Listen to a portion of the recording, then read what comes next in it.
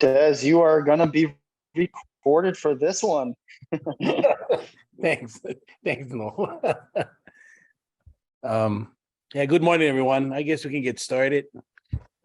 About a minute away to go, and I think everybody's here because we're excited. Is this the senator here? out there? What is that? I'm sorry. Is Senator Wakai with us?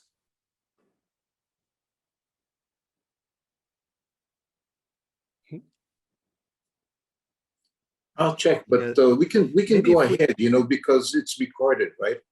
Yeah. So he can, yeah, so I'll touch bases with it. My, Yeah, my go clock, ahead. my clock Yes. still says 9:59, so maybe they're not joined up yet. You're on the East Coast. I am. I'm on the east coast of Oahu.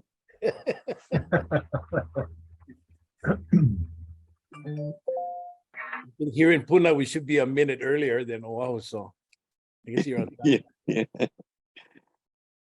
I'm in North Waimanalo. Oh, nice. Nalo country. Well, I'm going to get started, and I want to aloha everyone here attending our Rubbah Slippah event. My name is Desmond Haumea, affectionately known as Uncle Des. I'd like to start with Apule. Mahalo ki akua, a me tini akua me amakua. E pule kako. Nake akua mai, e po mai ka i mai. E aloha mai, e malama mai ia oe, i kako, me na kau a kau. Me ke akua bless you, love you, and keep you always. Amen. Can everyone hear me? Yep. All right. Mute your microphones now. I just want to greet everyone. Aloha, everyone. I'm here as a cultural perspective. Microphone X'd out. What with the video? Were they just looking at me? No, I don't think they can see me. You can unmute after I'm done. For right now, Turn unmute, it on, please listen. mute I your know. microphones. So you're not Just have to stepping show over your what I'm trying to presence. say here. Yeah. Okay, you guys all muted? Sound. Okay. I'm here to provide a cultural perspective on our event today. It's kind of ambiguous for me. Here in Hawaii, on the largest continent on this planet, which we call the Pacific Ocean, or ancestrally Moana Nui Akiwa. We are so diversified in culture that we have so many views. I think that's the beauty of being in Hawaii. We have voices that are really loud, voices that are not loud, voices that are silent. And on this this topic of, I guess, energy, this energy summit, I was blessed with living and breathing in the ancestral realm on the deck of Hokulea, which everything depends on every level of energy that is blessed us while we sail around the world. The most recent long voyage, Malama Honua, where I think over 30 UNESCO sites were launched throughout the world.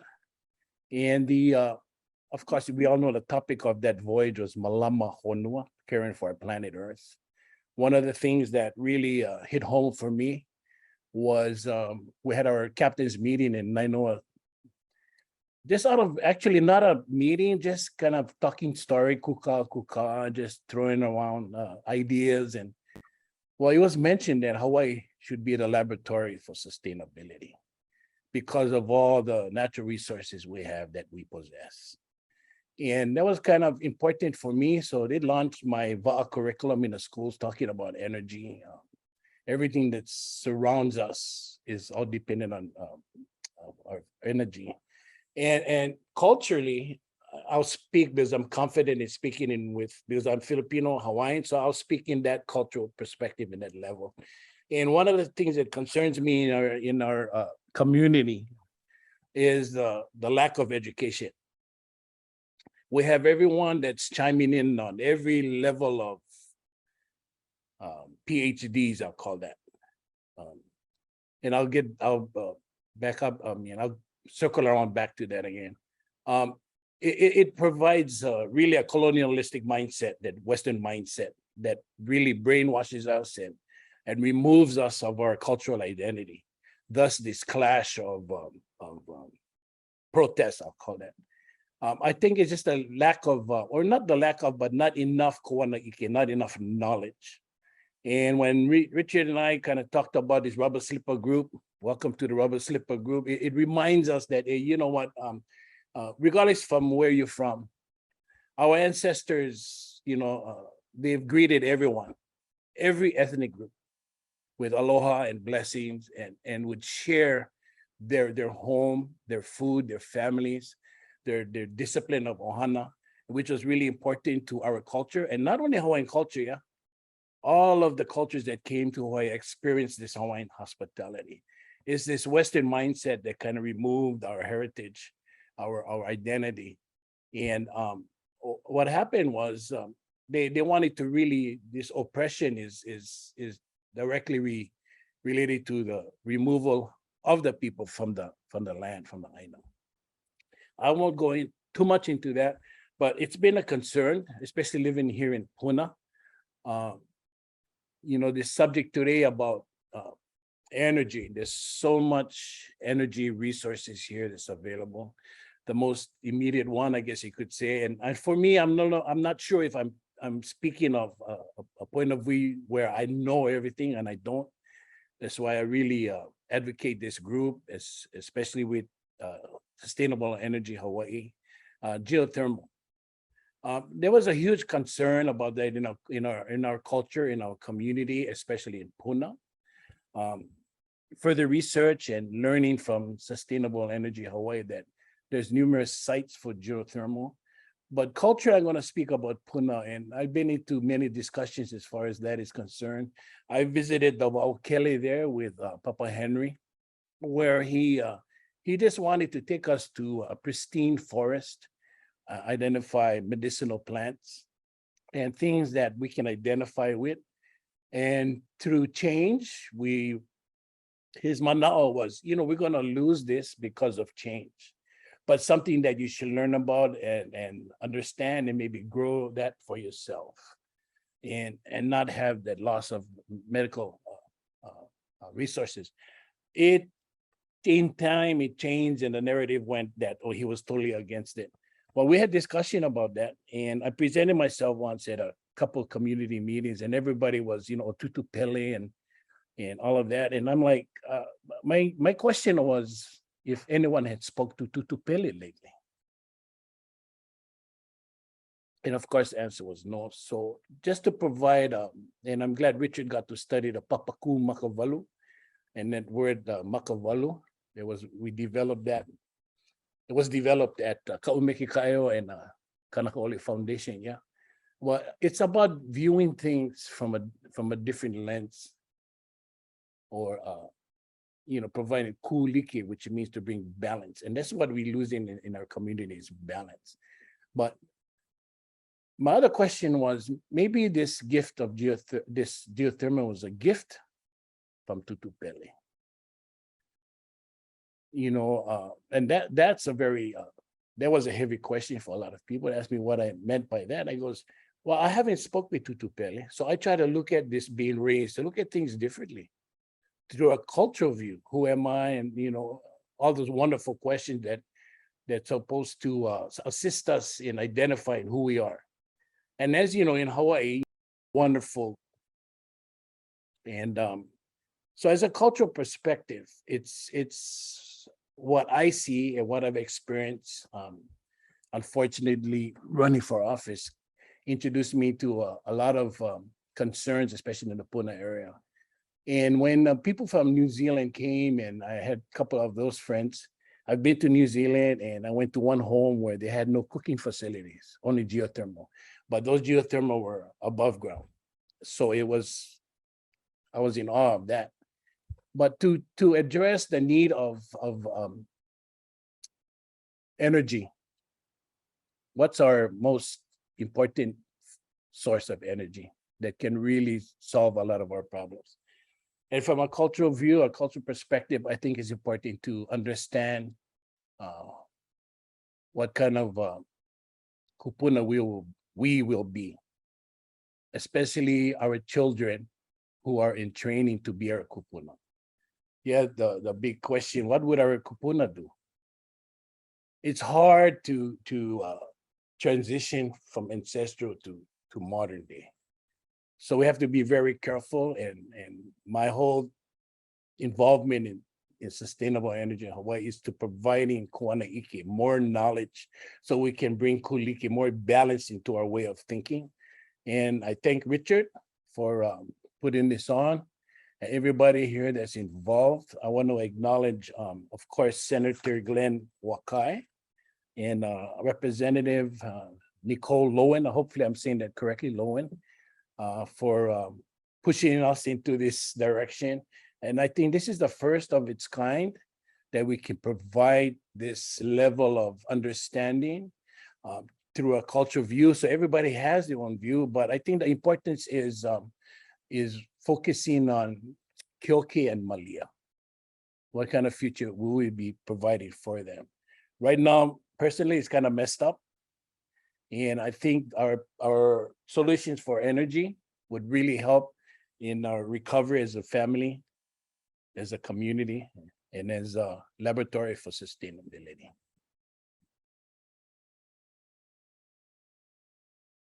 Any questions?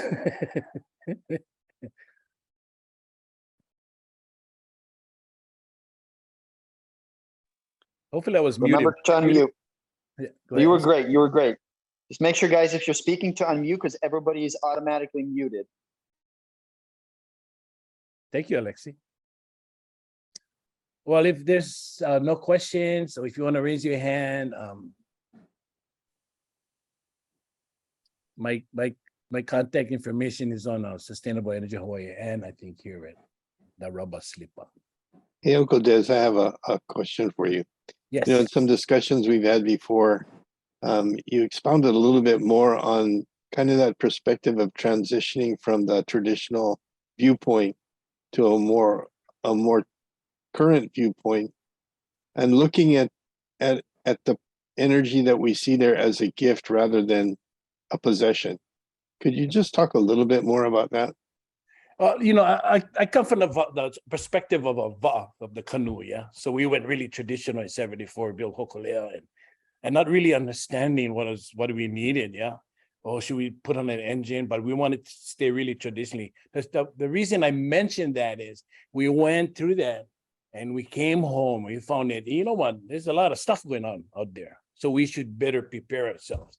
You got to remember our ancestors, you know, thousands of years ago, while Columbus discovered the West Indies and not America, or the North America, our ancestors had already been voyaging. The reason I say that is when they landed on our shores, they flourished with what they had on their canoe. Yeah. So expanding on that is more of a need. So we found, hey, you know what, we cannot depend on a escort vessel, because when we lost Eddie, safety became a really concern. And that transitions to our community is safety, right? So we felt, oh, we need to find a solution for that. So we got Professor Dieter out of New Zealand, built a canoe that escorts Hokuleana, Hiki Analia, totally green, which gave born to 7 more va'as or canoes out in the Micronesians, where they've gone away from using freighters on fossil fuel and went totally independent and off-grid to deliver emergency supplies, food items. Instead of Papa Mau's island, 2 weeks, you got to wait for the freighter. Now you can go every day, provide food. The reason I mention that is this support system for our lahui, and we should use the va'a as an example. So Hiki Analia was built, it's totally green, it now escorts. And what's unique about that, because it's totally under a wind, ocean, but it also has solar on that. And understanding that solar, eventually will phase out at some point, but it made use one time for safety, for other levels of that. So it's important to understand the kind of support. And of course, we talk about it. Oh, you're paying so much. I think that's also part of the conversation. Thinking that it's a gift from Tutupele, but how come our cost keeps rising? There's no kuuliki in there. There's no balance in that. So of course, when someone talks about geothermal or anything else, I'm going to talk about it because our ano, our na'au tells us, we're supposed to be saving money here. Our local government should be supporting the people rather than overdevelopment, which is going to require more energy. And all of the energy for all the overdevelopment is totally dependent on fossil fuel. How do we transition from that to those guys, to those modern, yeah? So if we take note of our ancestral beginnings, it's possible because we traveled that and came back and we said, hey, you know what, we need energy to support mama. So we created the support system. It's called Hikianalia. Does that answer the question? I don't even know who asked that. Yeah, thanks, yeah. There's, I'm up next.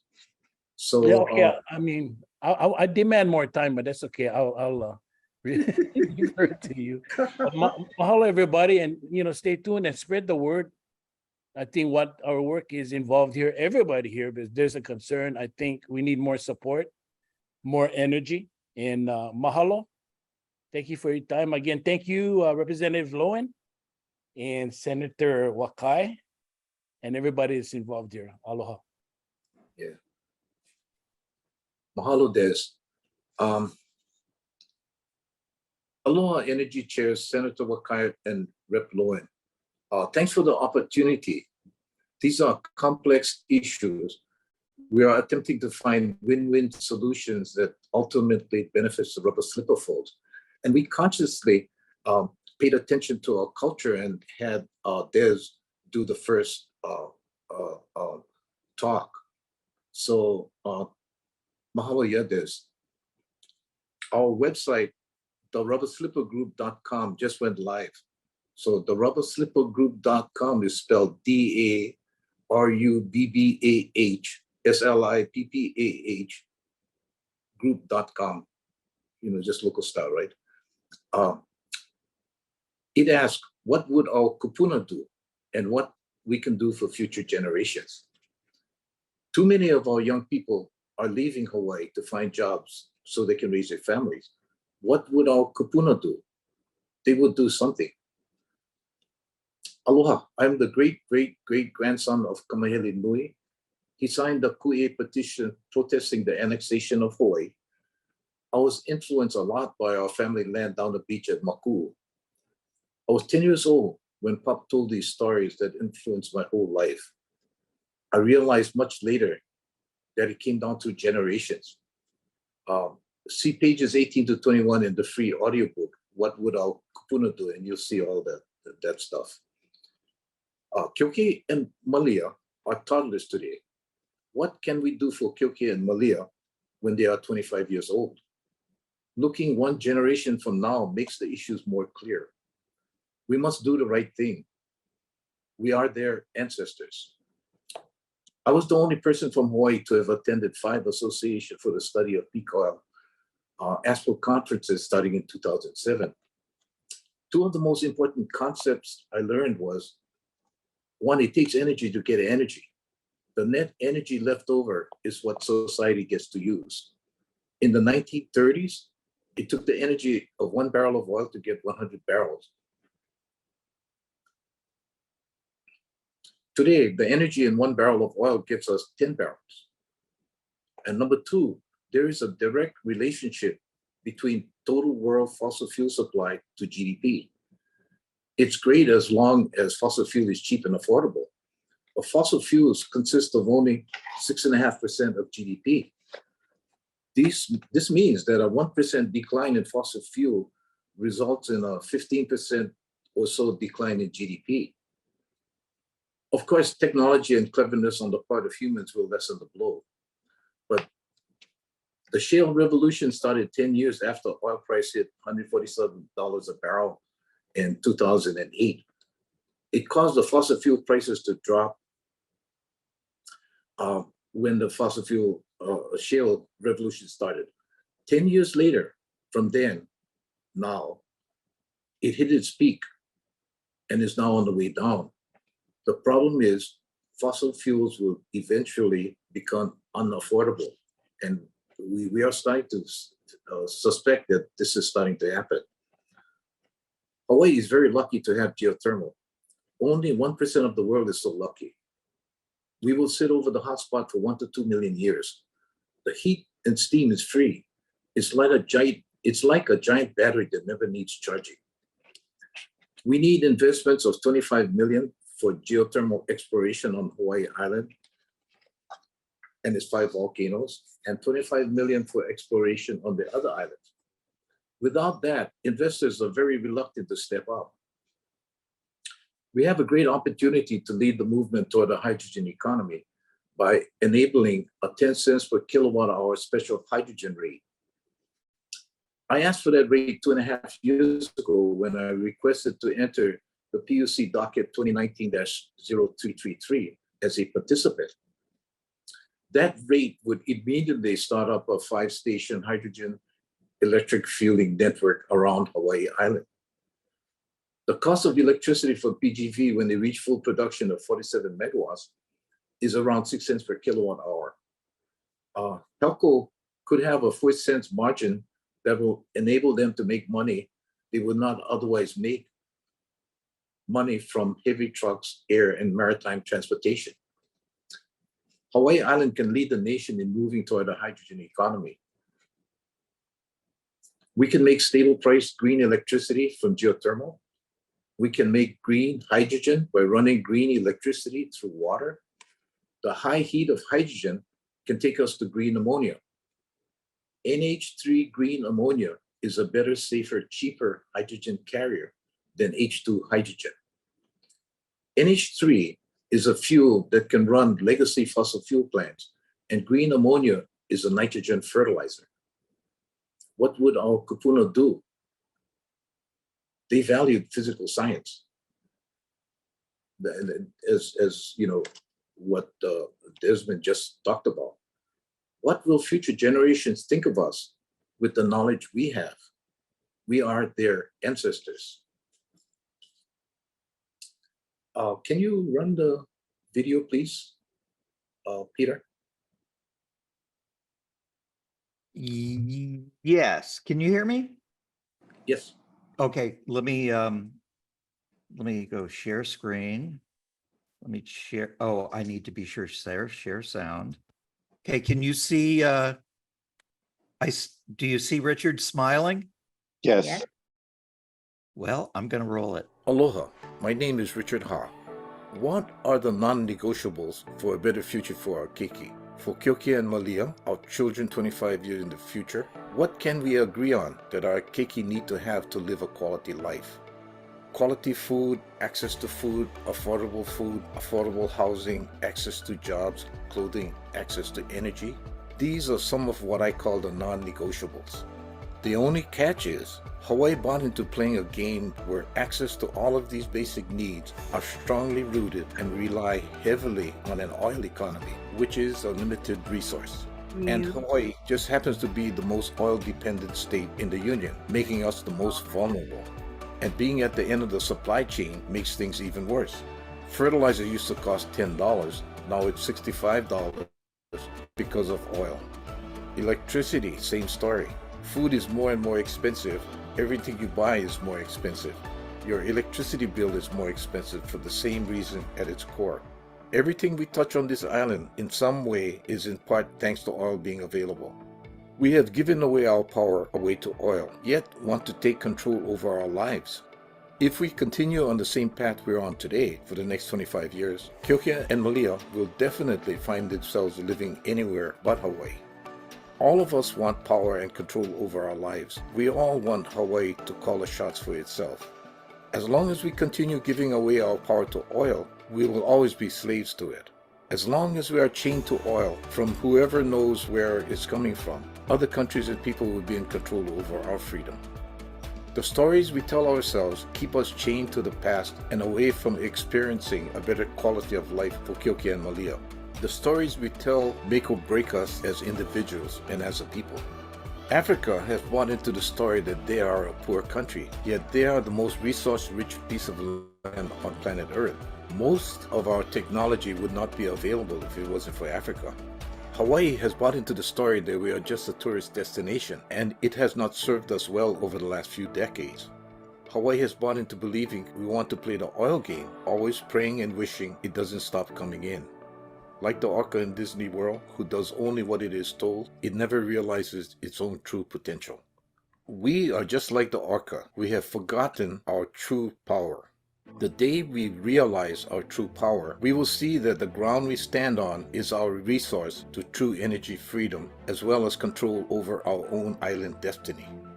Once we tap into the power under our feet, we will be able to call our own shots. There are two limitless resources Hawaiians have access to that we can tap into and become a leader once again in both fields: the stars in our skies and the heat underneath our feet. We are at a pivotal moment in our people's history. Either we tap into our ancestors' wisdom and move forward with wisdom and create our own energy, or we can sit back, argue, and taste defeat, slaves to oil, while Kyoki and Malia's only option will be to move to the mainland for jobs and eventually have to cut down the giant sequoias from California to make canoes and re-invade Hawaii. We can create green electricity by tapping into our geothermal resource around the island. With this, we can start building a green hydrogen economy. With green hydrogen, we will be well on our way to generating green ammonia. And ammonia can be used to make our own fertilizer, which will empower our farmers to actually grow food for Hawaii. We can process our food with lower cost of electricity, so that by the time it gets to the store, you aren't wondering if you can pay for it. Our monthly bills will go down for electricity.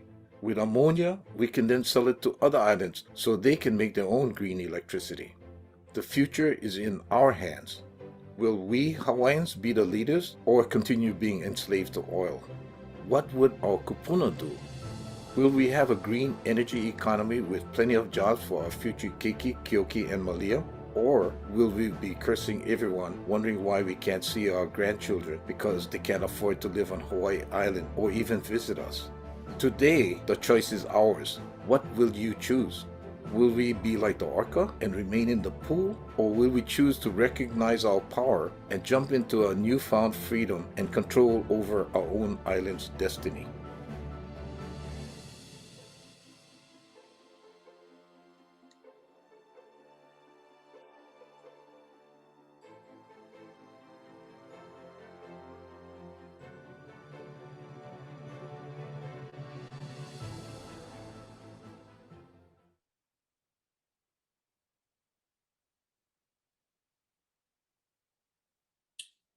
Yeah, thank you.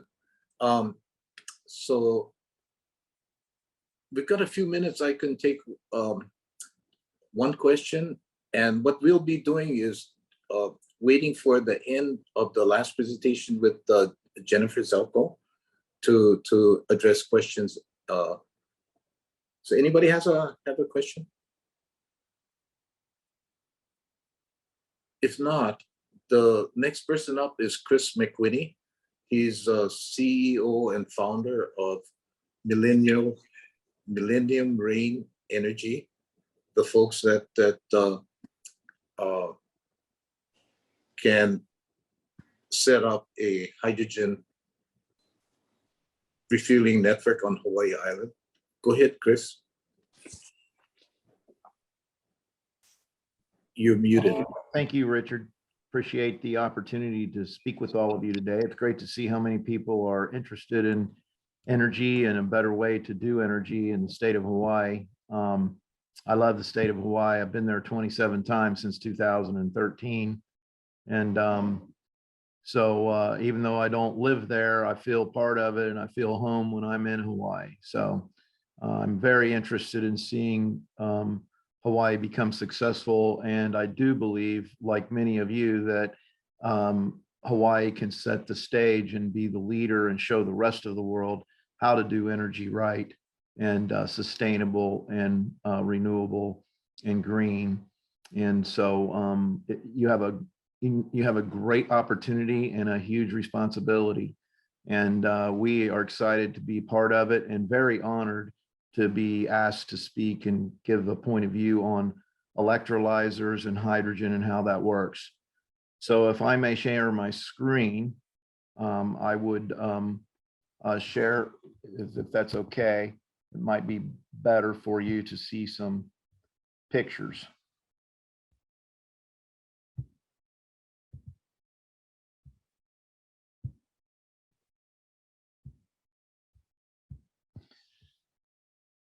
So Millennium Marine Energy is the name of our company. And I guess you can all see it, right? No, Chris, we got the Zoom select. Okay. Might need to check your file. I just hit the wrong, share area.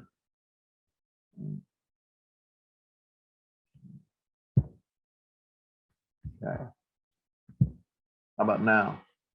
No, I think what you need, what might help is if you stop sharing Okay. and then reshare again. Okay.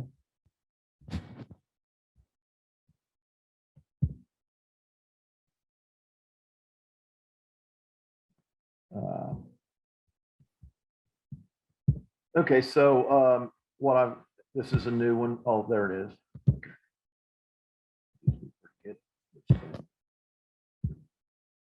Now, try that again. Yeah, be sure you're pointing at the thing you want to share.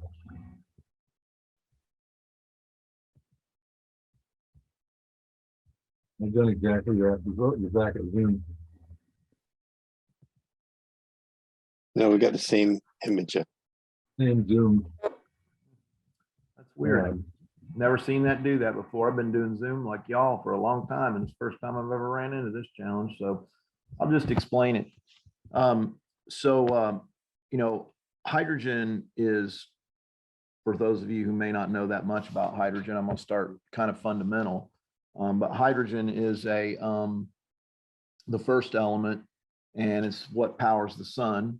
And today we can use this on Earth to help with the energy needs of tomorrow. And if you were going to pick an energy that you say, okay, what would be the most that we could actually have as energy? Hydrogen would be it, because 75% of the known universe is made up of hydrogen. And so, you know, it's safer than the fossil fuels that we use today, because hydrogen, when it leaks, it goes up at 45 miles an hour, and it doesn't have any ecological, you know, negative effects to the environment if it spills. And it's also carbon free. So our company, what we do is we make energy and from hydrogen, we take renewable energy, wind, solar, geothermal, hydroelectric, anything that's green and renewable, and put it into an electrolyzer. An electrolyzer is something that has a electrochemical process that splits the water out of the splits the hydrogen out of the water and the oxygen out of the water, and then you store the hydrogen in a container, a pressure vessel, and then you're able to use it for later. So it's kind of like bottling the wind and the sun for later when there is no wind and sun. And so we make lots of products that do that. And, you know, by taking green electricity to do that, it makes a very safe and transformative energy carrier that has a zero carbon footprint, and it can play two significant roles in the future. One would be decarbonizing the energy grid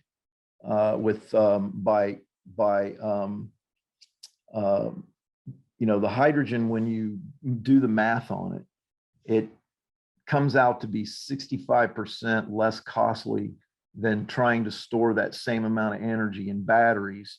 But the caveat with that is that batteries are better until you get to like 12 megawatts worth of storage. And once you get past 12 megawatts worth of storage, then hydrogen becomes less costly. And the bigger it gets, the least, it gets better and better and better, the bigger it gets. But you cannot do energy like this, what we're talking about, without having batteries in the mix. Batteries are a really important first piece of the puzzle. They help create a balanced load on the system. They help regulate frequency of the grid, and they're less costly and more efficient at the lower levels.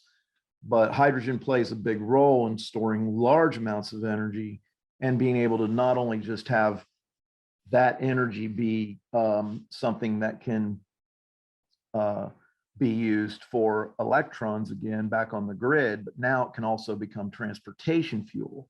So with transportation fuel, you have a chance to decarbonize transportation, and 20% of all CO2 emissions is from hydrogen powered vehicles. And they have really good performance, and they have a really fast fueling times. You can fuel a fuel cell car in 3 to 8 minutes and travel 320 to 350 miles. So that's a really nice thing. It makes it similar to what people are used to now when you're filling your vehicle with petroleum-based energy. So this can really help. And part of what we do as a company is we build infrastructure that can help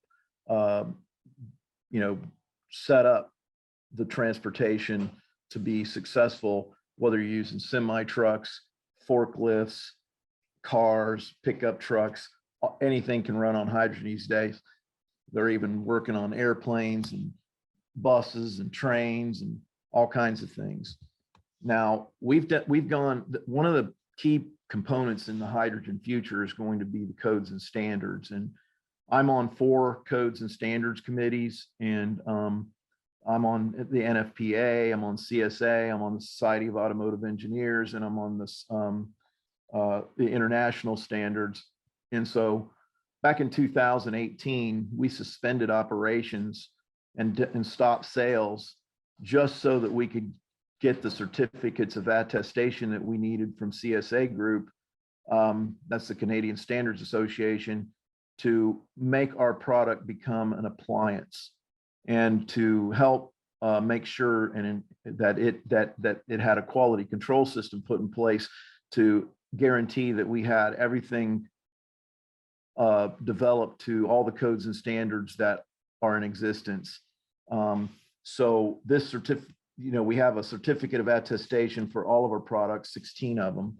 And then what we do is we have an approach where we believe that you should start small and grow big, where you start with smaller, less costly fueling stations for the transportation, and then you grow them. And as the demand goes up, you grow your supply. So we call that dynamically matching supply and demand. And so we have systems that produce 2 kilograms a day, 4 kilograms a day, 12 kilograms a day, up to 64 kilograms a day. And then we jump to 160 kilogram a day building block. And to give you an idea of what a kilogram is in energy content, it's equal to a gallon of gasoline in BTU content. However, it'll go about 3 times further in a vehicle than the gasoline does in an internal combustion engine, because the fuel cell is more efficient at converting that energy to motion. So we have the 3 models that I discussed. We have the model 200, 300, and an M470, which we're actually building one of these for a major OEM right now. And every brand new fuel cell car that comes to life at this certain manufacturer will take its first breath of hydrogen on a Millennium Reign Energy produced hydrogen system. So we have these megawatt scale things that we're building now. And yesterday, I just got my very first megawatt scale injection molded cell produced. And really came out well. So we're ready now to go into mass manufacturing of megawatt scale hydrogen generators. Now, this is what you need to be able to do utility scale and store large amounts of hydrogen that you can make from geothermal or real good, strong baseload, low cost, green energy electricity. And that way you can distribute those electrons, not just back on the grid, but into the transportation network. So that's a really important thing. And then we also have connections to storage vessels that can transport that from wherever you produce it to wherever it's needed. And then, so this is how you would do what Richard was talking about eventually moving to develop ammonia. You're just going to need a large amount of hydrogen, and the Haber process then blends hydrogen and nitrogen together, and that creates the ammonia. So then you can then you'll have to have special transport vehicles to move that, but that is a much more efficient way to move mass amounts of hydrogen. So, you know, this is something that is very doable, and in the global scheme of things, it's unbelievable what's going on with hydrogen right now. All countries have major plans. Europe just announced 40 gigawatts worth of hydrogen production and an extra 40 gigawatts outside of the European Union. South Korea, Japan, Australia, England, all over Europe, China. It's just amazing. I mean, they've got full focus on it. And the United States has finally come up with $7 billion to put into hydrogen infrastructure. So now's the time to be into hydrogen. So thank you very much for your time, and I can take any kind of questions that you might have. Hey, Chris, one of the things that I always get asked is how much water does it take to make that 1 kilogram of hydrogen? Because for a lot of communities, clean water is a big issue. Yeah, good point. 2.3 gallons of water makes a kilogram of hydrogen, and they actually use almost that much water to make gasoline. You know, believe it or not. And I know your system doesn't use salt water, but can you make hydrogen from salt water? You can, but you need to desalinate it first. And then, but there are some types we've worked on with the Air Force, the Navy, to actually make a more expensive electrolyzer that can take seawater directly. But that makes it so the cost doesn't work out quite so good. Hi, Chris. This is Kirsten Baumgartner with the Hawaii State Energy Office. Hello. Thanks so much for sharing. I'm just trying to wrap my head around the utility scale model, or how many megawatts you're anticipating being able to produce. I'm looking particularly at the Federal Infrastructure Jobs Act funding and the hydrogen hubs opportunity, which seems to be the most immediate opportunity for us to scale up something on a very strategic level in Hawaii. And one of the things that they're requiring is, I believe it's 100 million tons, and I'm not sure, can't remember whether that's per day, per month, per year. I have to go back and look at the very long hill on that. But can you give me a sense of the scale and the size of what you think you're going to be able to produce, and in what time frame? Yeah, so we've been studying this a lot in great detail lately, because I'm working with Saudi Arabia and India on major megawatt deals that are 100 to 150 megawatts of electrolyzers. So we're looking at building a $150 million factory and being able to mass produce this. And we have a big investors coming in now, big meeting Monday morning to try to close the deal with a big factory. So that's kind of what it depends on right now. And you know, the money's available, and we have the commitment to get this done. And I've been working with a really strong group, and this is a thing you guys are really blessed with. I don't know that everybody on this call realizes this, but you've got some of the best talent in the entire globe on this call right now. And so with their leadership and with what we can do together, It's just a matter of raising the capital and getting it done. But I think, we feel like I'm about 6 months ahead of where I thought I was going to be right now in the development of the megawatt deal, since we just produced our first one yesterday, and it was way better than expected. So, it just, you have to decide what you need to start with. And we are all kind of thinking that we need to start with like 1 megawatt and get that up running and get 5 megawatts, something small, get that done as soon as possible. And then you have the numbers and you can learn from that, and then, dial it in and then scale it up. Is Okay, that thank you. helpful? That's helpful. The program that we're looking at is, they're looking at minimum 800 million size in terms of the CapEx, and also requiring a 50% match. So these hubs are huge. This is a huge initiative, and on the mainland, what they're doing is, as you probably know, is right, several states are coming together. They're looking at regional hubs and how they can leverage the capital from different opportunities that they've been long pursuing. So I'm just trying to get a good handle on what is our competitive edge here, and what is the opportunity for us. Mhm. Well, the base load is really important to that, and that's why getting geothermal going is really important to the state of Hawaii. Because I like Uncle Des said, you got, I believe, the gift. I was so happy to hear him say that, the attitude about looking at it as a gift. It really is, and it can put you light years ahead. And that is the key, having strong base load power. You can do anything you want when you nail that down. Christine, this is Holly with Chris's group.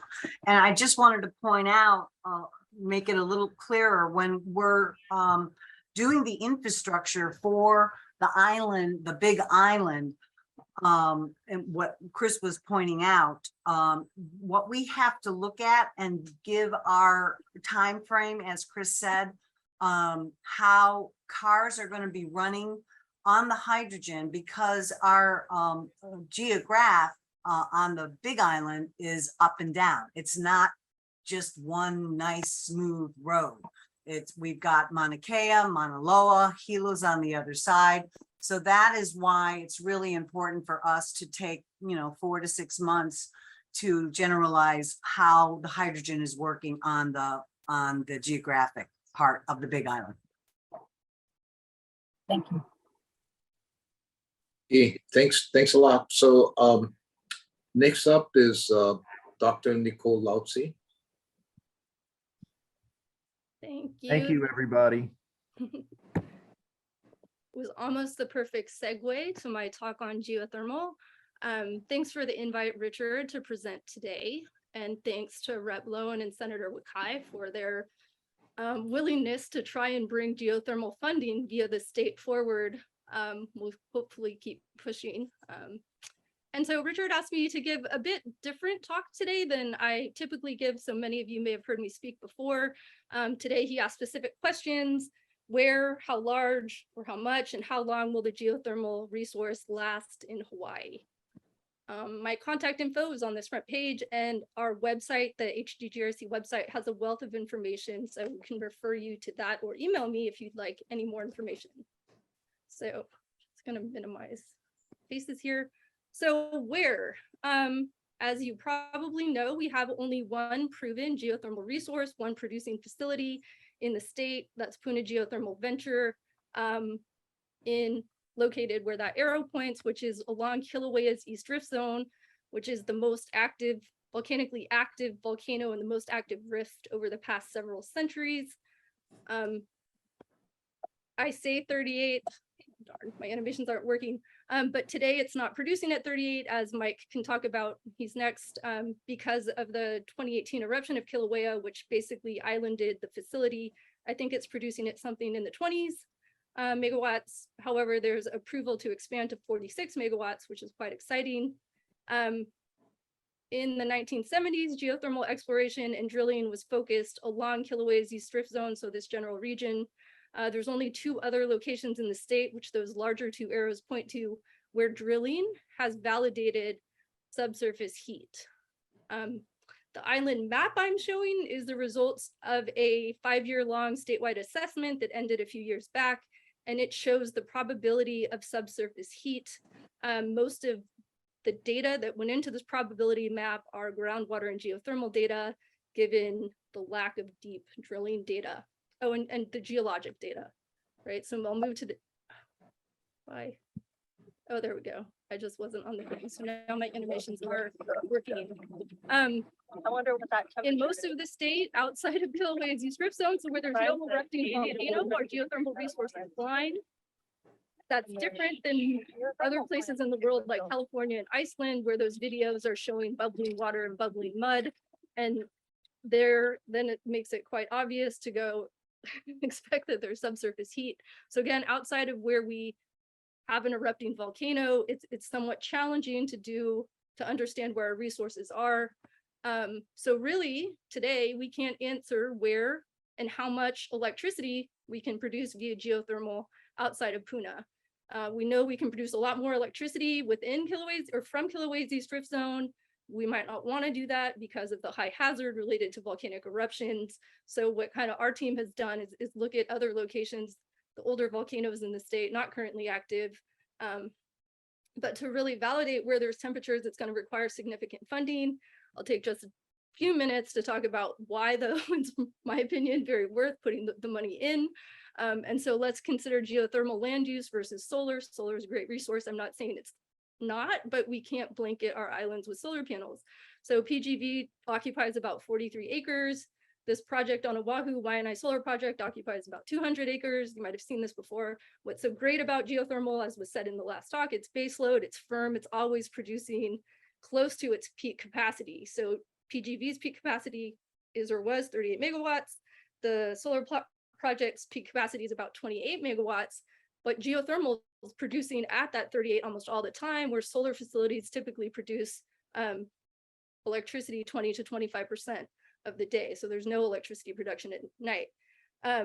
What that translates to, if you do a calculation, is that from PGV versus a solar plant on 20% of the land, you get about 5.5 times the electricity output. And so if we wanted to consider Oahu, or we can just do the calculation, but it would take 1,100 acres of solar to match the output of PGV when it's producing at its 38 megawatts.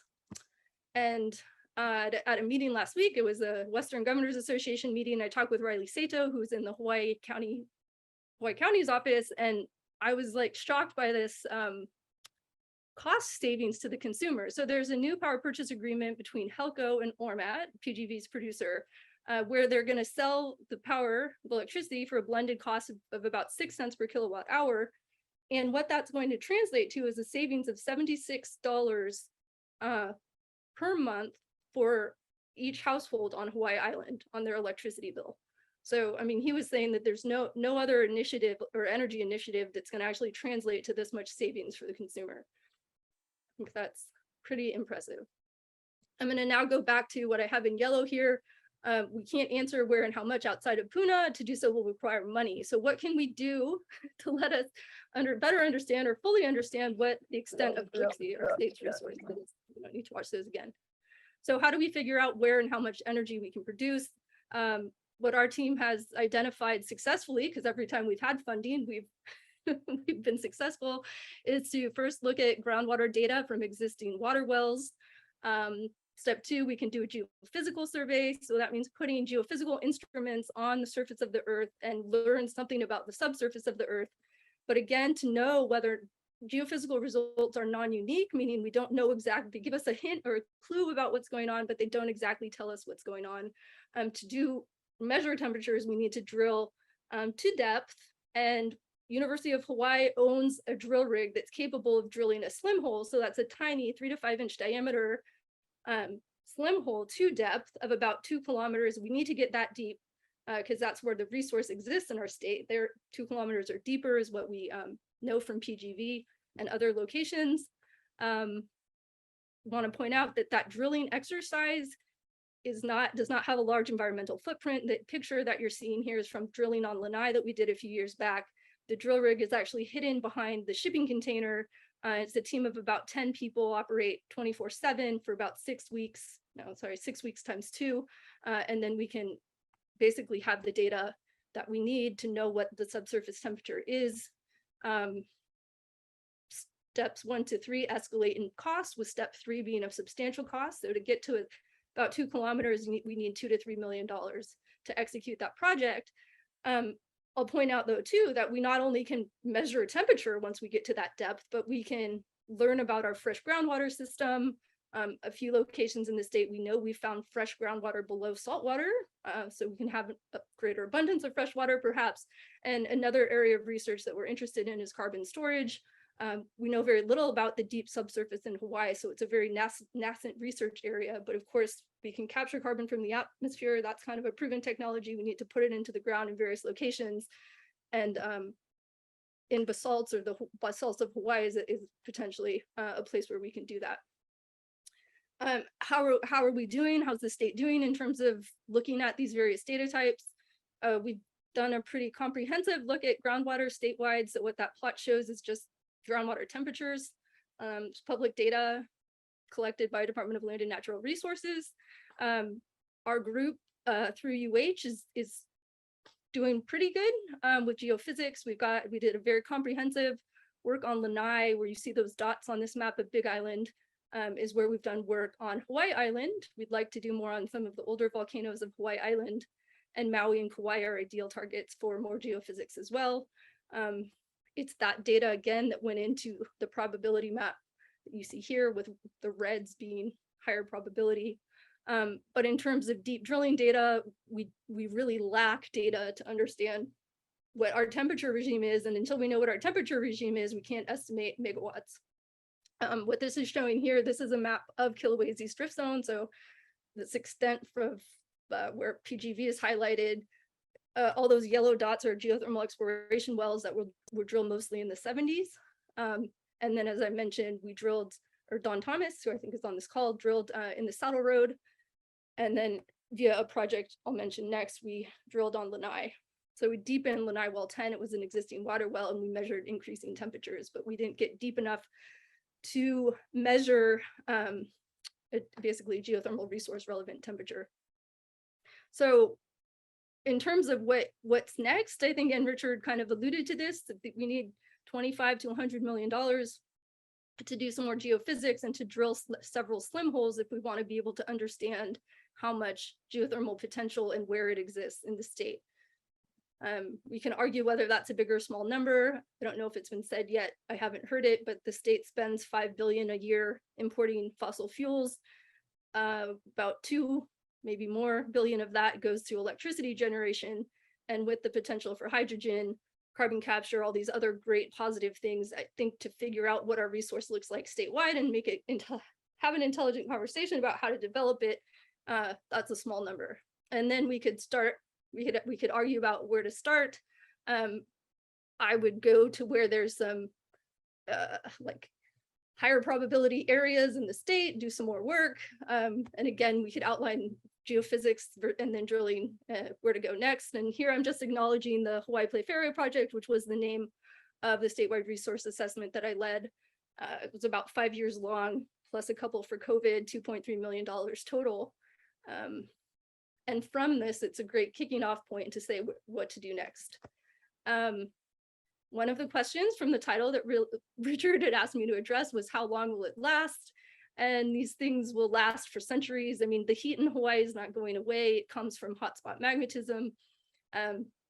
Latarello, Italy was the first geothermal production facility, started development in 1904, and I think it actually started producing electricity in 1912. At 2.8 megawatts then, and it's producing still today and averaging around 800 megawatts. Puna in Hawaii actually started 2.1 megawatt facility. It's called HGPA in 1981, and that was a UH project by my understanding, so University of Hawaii project, and as discussed will soon to be 46 megawatts at PGV. So the human activity in the geothermal electricity production does not deplete the subsurface heat.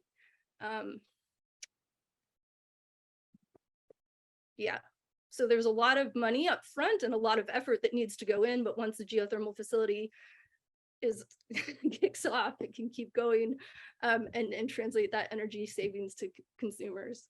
So conclude here, compared to other renewables, geothermal is the most reliable with the smallest footprint and lowest cost for consumers. Again, the disadvantage is a high upfront cost, but once the investment is made, benefits can translate for centuries. So it has a lowest levelized cost over time.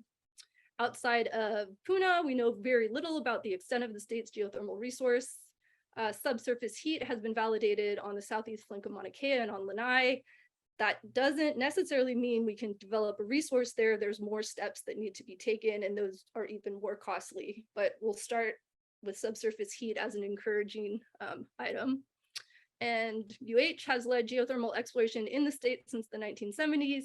We own about $1 million worth of geophysics equipment and a drill rig, so I would say we're well poised to continue.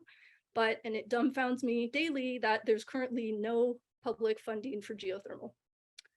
I put those resources again there, and I'll stop with that. Thank you, Nicole.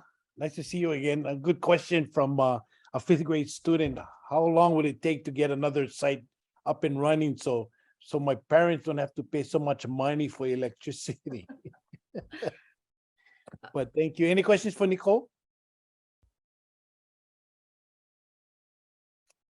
Okay, we're just going to move ahead with our schedule. Uncle Des, I have a quick question for Nicole. Yeah, go ahead, man. Nicole, the 1970s studies, which you said didn't include drilling, showed two areas on Oahu, which were Waianae area and also Kailua Waimanalo area. What do you think the potential would be for picking Oahu? I mean, being that that's where our biggest demand for electricity is, as a potential place to start looking on Oahu. I think there's potential on Oahu, but we don't know because we haven't drilled. And one greater challenge with Oahu is that one of our favorite geophysical techniques, which is an EM or electromagnetic method, doesn't work. So we need just to drill on Oahu where the geology and the groundwater tell us there's a resource, or there's subsurface heat, I should say. And I saw that on the note yesterday, your question. I'm not aware of the 70s reports that you're talking about. And so if you'd be willing to share them with me, I'd be very excited. Yeah, I don't have the links for them, but we've talked about them several times in the past, and apparently that's where some of your data comes from that shows them as potential areas just based on some surface studies. And the other reason that I point to those is the state and federal government own fairly large tracts of land in those areas that have already been used and probably would not present a whole lot of pushback in terms of community involvement, because there are areas in there, especially when you're talking 40, 50 acres, that are pretty isolated from any population. Yeah, let's talk more offline. I mean, we and Don can pop in if he wants, but I think we've heard rumors of warm water in Waimanalo, but never been able to find documentation or specific locations above that. That's along the rift zone of Ko'olau volcano, Waimanalo and Bellows, and some of the altered rock around Bellows is encouraging. So. Thank you, Nicole. I understand some people wants to ask more questions. We'd like to stay on schedule. So if you'd move your questions and things to the chat room, and you can have direct connection with whoever you want to ask that question. But I'm going to move on in our schedule here, and I'm going to call upon the question is, how does the present PUC ARPPA docket work? And our representative from our geothermal in Puna, Mr. Mike Kalekini. Mahalo, Desmond. And aloha, everyone. I'm Mike Kalekini. Can you guys hear me? Thank you, Jen. Yeah, you're on. Okay, I'm going to share screen. Can you see the slide for the geothermal venture at the title? Yep. Okay. Yep. Perfect. Yes. Okay. Yeah, mahalo. So yeah, I'm going to speak towards our amended and restated power purchase agreement. How does it work? And it's specific to PGB, and so you will see all the details as we go through. So I have a couple slides. This picture is just an overview. You can see where the lava is to the north and west of us.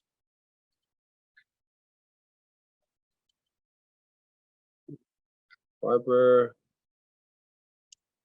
before I speak to the amended and restated power purchase agreement, the ARPPA, just wanted to provide everyone with an overview history of PGB. So the facility started up in 1993 with a 25 megawatt contract with Hawaii Electric Light. In 1996, we amended the power purchase agreement for an additional 5, so it's at 30 megawatts in 1996. In 2004, ORMAT acquired PGB.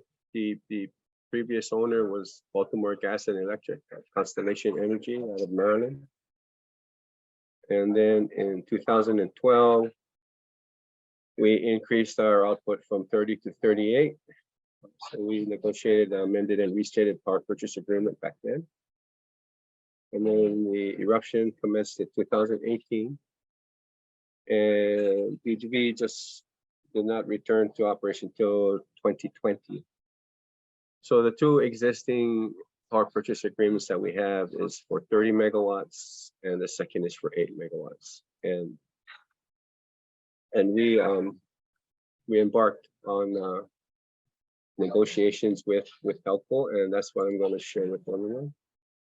Before that, I just want to show another picture of our substation. In the foreground here, this portion of the plant is covered by lava. You see our drill rig there, and Ohaiki on the horizon towards the left, and Kalapana to the right. So, getting into my topic area, the amended and restated power purchase agreement. So PGB and HELCO was actually engaged in negotiations prior to the eruption. It was in we've had several discussions from 2017 and 2018. And when the eruption started, we stopped the negotiations because we were focusing on response and recovery for the facility. However, while we were going through the recovery phase, the PUC did open a docket. It was a note for October 2019. The docket 2019-03 was open, and the order was for PGB and Hawaii Electric to review the ARPPA between HELCO and PGB. So, in December of ending of December 2019, we actually had an agreement between HELCO and PGB, and HELCO submitted the application for approval. And essentially, the proposed project would combine the two existing PPAs into one ARPPA. It would delink all pricing from oil, because the current PPAs we have today is still linked to oil up to 25 megawatts. Above that is fixed price delink. In addition, the repower proposal would consist of us building 3 newer, more modern and efficient generating units, and decommissioning the 12 units that we have today, with a result of an 8 megawatt increase. So we will go from 38 to 46. And then in addition to that, we were asking to extend the term of the ARPPA to 2052. And I think I may have mentioned that existing PPAs terminate at the end of 2027.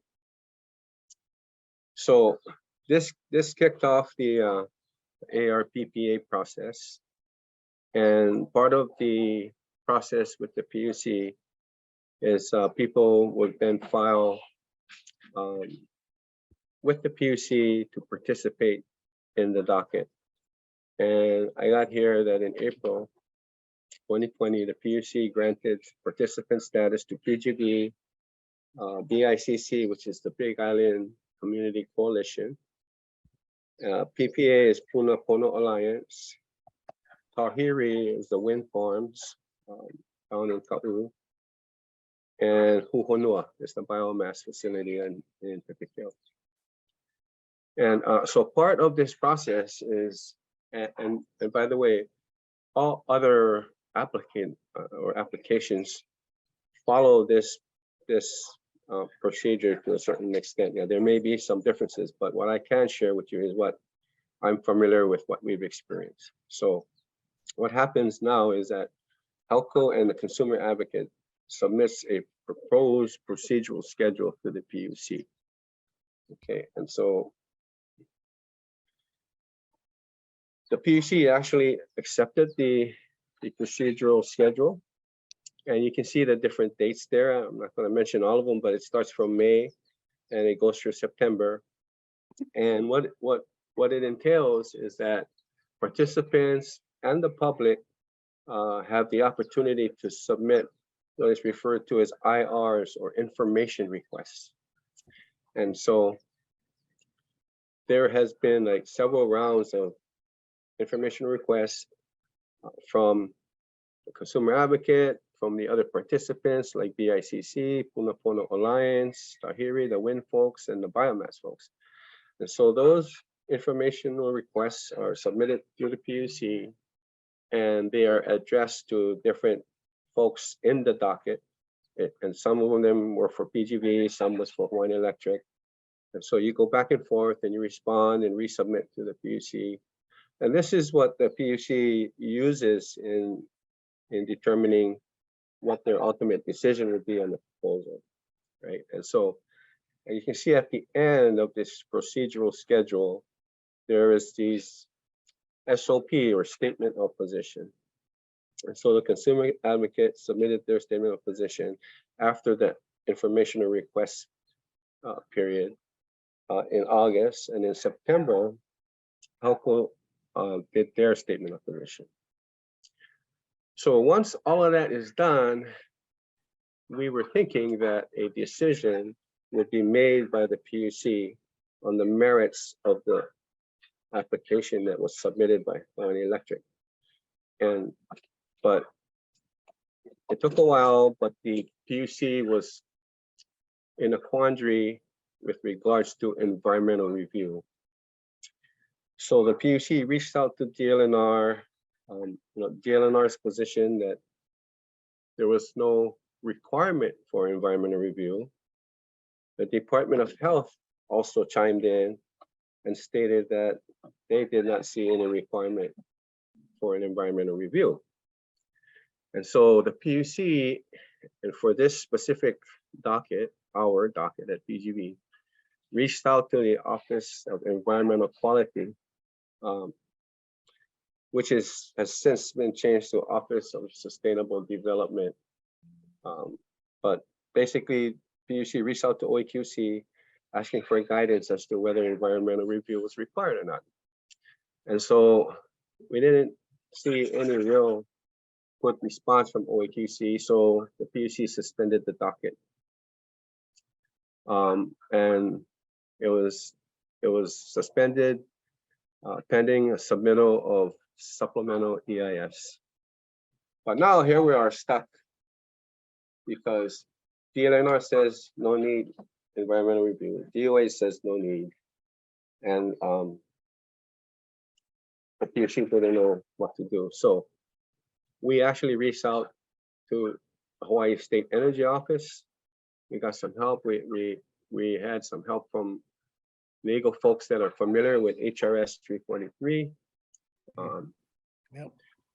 And what had happened is we were able to find in the rules in the statute that if there is no accepting authority or no agency or authority that was going to be accepting an environmental review like an EA or an EIS, we, PGV, had the ability to ask OAQC to assign that requirement to an agency. So we worked with Hawaii County, with Mayor Rock. We worked with other stakeholders, planning department. We talked with the Department of Land and Natural Resources. And in the end, we were able to go back to OAQC and ask them to designate Hawaii County to be the accepting authority for environmental review. So here we are stuck and just waiting, and it's just on delay. And finally we get help, the county. And by the way, the county's position was that no environmental review was required.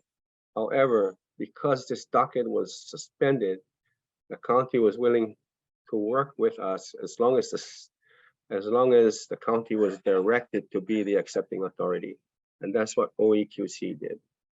They directed the county to be the accepting authority. So based on that, the PUC conditionally approved the PGV amended and restated power purchase agreement. The main condition that PGV needs to perform is environmental review. So after many other discussions with stakeholders, with ORMAT, with the county, PGV has decided to perform an EIS, or environmental impact statement. And we have decided to do it in 2 phases. The first phase would consist of looking at the 46 megawatt proposal. And the second phase would be looking at the opportunity to go up to 60 megawatts.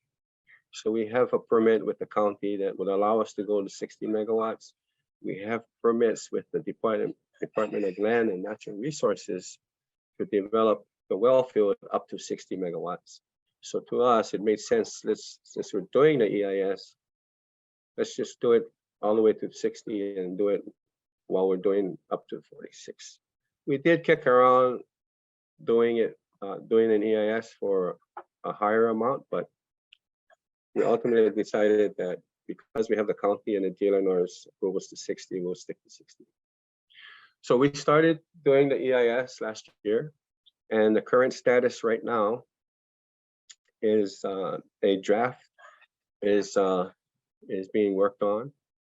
We published the EISPN, which is the environmental impact statement procedure, the notice. And so we held a scoping meeting on August 17th in Pahoa. And with the comments from that scoping meeting, we are now working on this draft. We anticipate the draft to be completed around the end of 2022, late December, probably early January, and anticipate that we will post it to the environmental bulletin probably in the second half or the end of January 2023. And what that means is that it will start a 45-day comment period. So that would take us to March. Once we have all those comments, we'll include them in our final EIS, and we anticipate that the final EIS to be completed in early second quarter of 2023. And so that's where we're at with the docket. We're doing the EIS. There's a bunch of other activities associated with this, but I tried to hit, the higher points, and be happy to take questions either now or at the end of all of the speakers. But it's a couple more pictures of our site. And also wanted to point out that our website, punageothermalproject.com, we have recordings of of the scoping meeting for the EIS. We also have schedules there. Also have recordings of community meetings that we hold quarterly. And as a FYI, our next quarterly meeting for the plant is Monday at 4 p.m. in Pahua at the neighborhood facility. And thank you, guys. Thank you, Mike. Thank you. There's a huge question in the chat room is about muting your chickens. I'm sorry, my chickens and my geese, they Thank like you, me. Yeah, they recognize your voice. Right. Thank you, Mike. I just want to direct everybody to the chat room. There's several questions directed to some of you. If you would go there and just staying on schedule.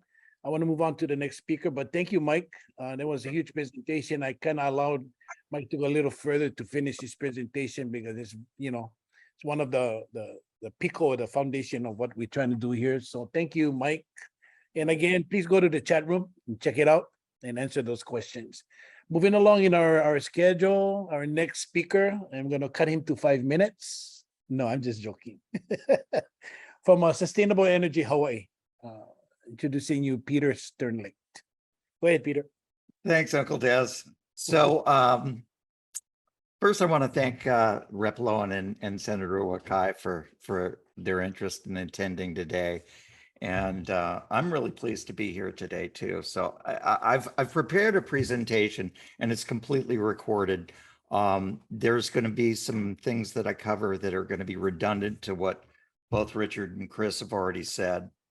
The presentation is called Renewable Energy Sustainable Systems. And the intent of the presentation is to really kind of put a context to the amount of time that we have to really start developing geothermal here. And there's also a portion of the presentation where I discuss a vision for a production facility. And what's happening is that SEH or Sustainable Energy Hawaii is submitting a concept paper as the first phase to the Department of Energy's Hydrogen Hubs FOA. And that part of the presentation represents the DOE's scale of what they're looking for. So I wanted to put that into context. And then kind of the last thing that I just noticed was, it's funny because my title slide has a picture of Florarello, Italy on it because it's the oldest geothermal plant in the world. So I think I'll do a share screen, share audio. I think this is here. Okay, does everybody see the Yes. you see that? So I'm going to hit play now and Yes, we're it's off. Welcome to Sustainable Energy Hawaii's discussion, Renewable Energy and Sustainable Systems. Since sustainable is in our name, we felt it was important that we clearly define what that word really means, especially since it's become one of those cliches tossed around like green or clean or carbon neutral. The word sustainable has a very specific meaning. When something is sustainable, it exists as a vital, functional part of human activity so that its societies are able to meet their needs while preserving biodiversity and natural ecosystems for future generations. In other words, we consciously act today while considering how that act will impact everything that surrounds us in the future. Like Richard was saying earlier, we need to think about Keoki and Malia when we make our choices. That's how we behave when we know we're a part of nature and not apart from it. With the effects of climate change impacting communities around the world, we now know how important it is that we change our overall modus operandi, or the way we do business, if you will. Probably the most significant way we're attempting to mitigate our contribution to an increasingly hostile climate can be seen in the effort to end our use of carbon-based fossil fuels. The challenge has been how to do that quickly and keep our economy functioning. Energy consumption equals GDP. To that end, we've been told that getting our energy from renewables, like solar and wind with battery backup, or driving EVs, will make the big gains we need to win the war on climate change. This is all well and good, but since few things are really as seen on TV, I'd like to use this time to consider whether or not these renewable energy systems are actually sustainable energy systems. That's because most people don't realize that renewable energy does not mean the systems used to turn that energy into something usable are also renewable. We think it's important to understand the distinction between the source of energy and the systems we use to access that energy. For example, to what degree does our future planning factor in what these high-demand, renewable energy systems will likely cost to maintain over their 15 to 25-year life cycles? To what degree do we consider that the entire planet will be looking to replace its renewable energy infrastructure in only 25 to 30 years? Do we factor in whether the natural resources we're consuming at astounding rates will still be available in the same quantities or prices? For example, we're already hearing about supply chain issues, causing delays in system delivery and seeking higher costs. Just this year alone, polysilicon production, the core element used to make solar panels, will be 42% greater than it was in 2021. That growth in supply has still met with a 15% price increase over that same year. So even with double-digit growth, demand is still outpacing supply. At the same time, China and the geopolitics that go along with it produces more than 3/4 of the world's polysilicon and more than 80% of the finished PV panels. Now let's look upstream at the production supply chain and consider just how dependent that chain is on the liquid fossil fuels currently used to mine all the raw materials, transport all the manufactured parts and completed systems around the world. Simply put, all the energy used for industrial transportation and mining comes in the form of liquid fossil fuels. Today, there is no substitute at scale, period. If we accept that as fact, how then do we truly eliminate carbon emissions without making the replacement of those fuels a top-tier, mission-critical priority? And then, what's going to replace them? Global consensus says that replacement will center around renewably produced hydrogen. Now, the trick is to do it using systems that are as sustainable as possible. This is where Hawaii can play a meaningful role.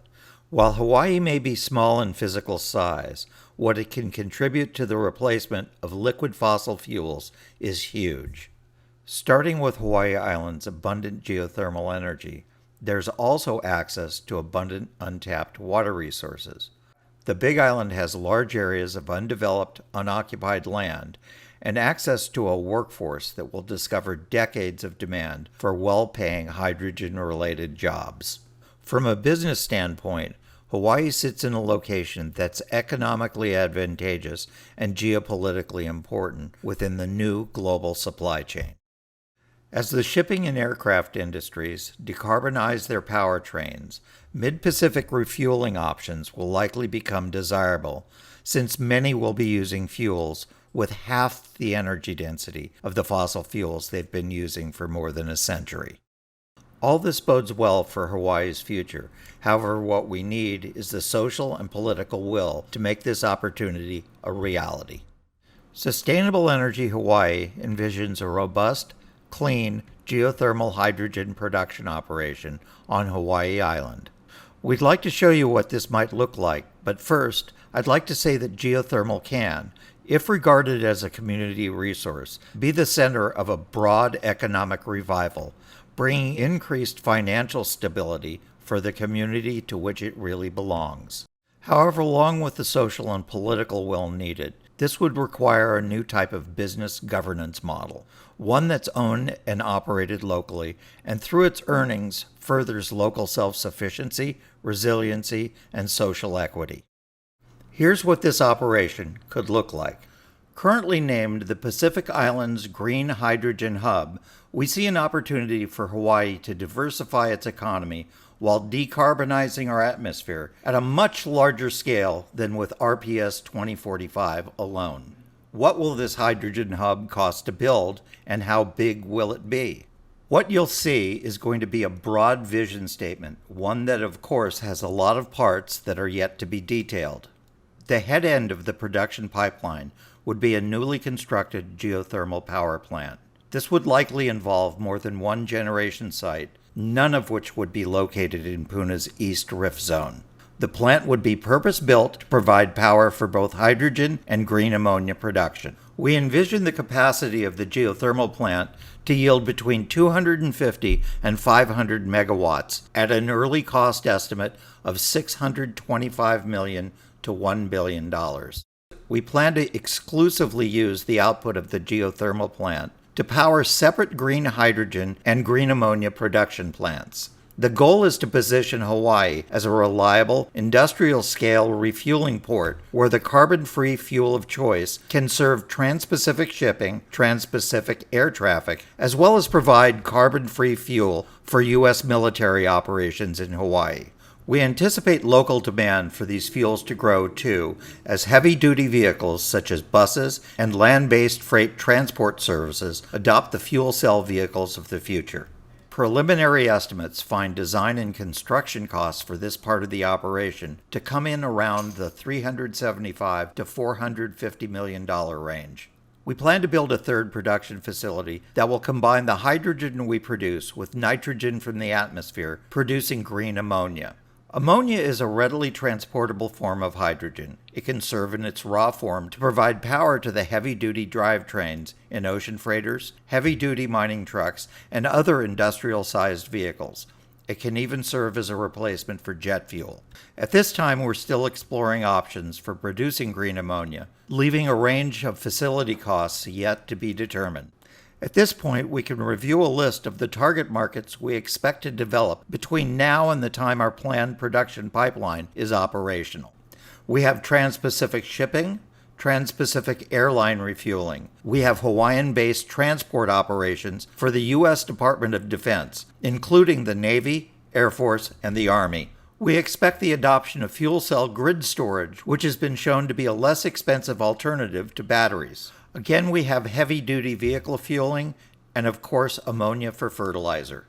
In pursuing this vision, we're making some economic assumptions, some of which I may have mentioned earlier, but I can run through them again.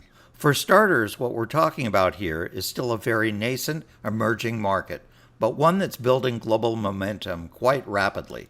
As I mentioned earlier, from one end of the planet to the other, governments and private investors are betting on green hydrogen to play a major role within our energy transition and serve as a liquid fossil fuels replacement used to power industrial-scale transportation. One factor that should influence this is found in the fact that 2/3 of all goods imported into the U.S. come from Asia. With that much traffic crossing the Pacific, refueling midway will likely become a necessary option for those ships using lower energy density, carbon-free fuels. Ammonia is also a leading carbon-free candidate to replace aviation fuel as heavy transport decarbonizes. Over time, the cost for hydrogen sourced using solar and wind systems will likely rise due to growing system demand, contracting natural resource supplies, all combined with mounting geopolitical pressures, especially with Russia and China. Geothermal and hydroelectric generation systems have much longer life cycles and are the only true baseload, firm power sources that produce carbon-free power. Time is of the essence to get this up and running. For many reasons, Hawaii needs a project like this to become operational. The world needs it too. In order to produce hydrogen and other hydrogen-based products competitively, we intend to operate as a private, independent power producer in an attempt to avoid as many of the customary regulatory hurdles that are encountered by public utilities. An essential component of a venture like this is to maximize benefits for our local community. This needs to be an integral part of the company's governance policy. Some of the benefits we expect an operation like this to produce include significantly diversifying the local economy, not just on Hawaii Island, but across the state.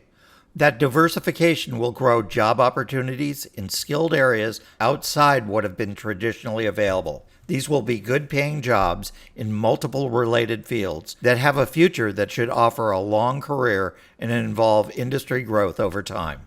This industry will bring dollars from outside the state and in significant quantities. Those dollars will flow through the economy, helping all businesses along the way. With this, we should see an overall rise in the community's standard of living. Producing hydrogen locally will mitigate our reliance on imported energy. It will also expedite our ability to decarbonize all sectors of transportation, as well as offering an opportunity to retrofit power plants that previously ran on oil products. All of these benefits will enable increased social equity, stability, and security. Another focus this operation must have is providing some level of financial support to our local farmers. They have to compete with foreign producers who operate at a scale that makes local production more than financially challenging. Lastly, and in support of what our good friend, the founder of Sustainable Energy Hawaii and all-around co-conspirator Richard Ha has been emphasizing forever, it can offer our youth a reason to stay home and to like it. The job opportunities that can come with a project like this should make a real difference to the next generation. Here's a list of our leadership team and the collaborative advisors who have helped inspire what we aspire to achieve. We thank them all. We believe there's a need to make an overt, conscious decision about how we want to live in the future. Time is not on our side, so we should do it soon. Mahalo. Awesome, Peter. Thank you so much. I'm sure everybody's on Google search right now. Adding to the Ike, the knowledge. Any questions for Peter? I like that. We're back on schedule, actually. Again, encourage you to go to the chat room and answer some questions. There's a lot of activity going on there. Wanted to take time to aloha and greet those who had just come on to listen. As a reminder, this is being recorded and can be found at the website sustainableenergyhawaii.com or the Rubbah Slippah group.com. You can post your comments and things there. So thank you again, Peter. Thank you. We're kind of on schedule. Move to how would hydrogen hub refueling work? I'm just gonna probably tear up this last name, but Paul Ponteno or Ponto. You're on mute. It's Paul Pontio. Pantio, thank you. And introducing Paul Pantio. Aloha. Richard, this is the last time ever I'm following Peter, okay, for the presentation. So I'm going to keep this short because we're running a little bit over, but and we'll have more time for questions. So I've got some simple slides with some text and stuff and bullet points to talk about. So I'm going to go ahead and share my screen. All right, everybody see it? It's up. Okay. Yes, it's up. So should Hawaii be a hydrogen refueling hub, right? That's the question.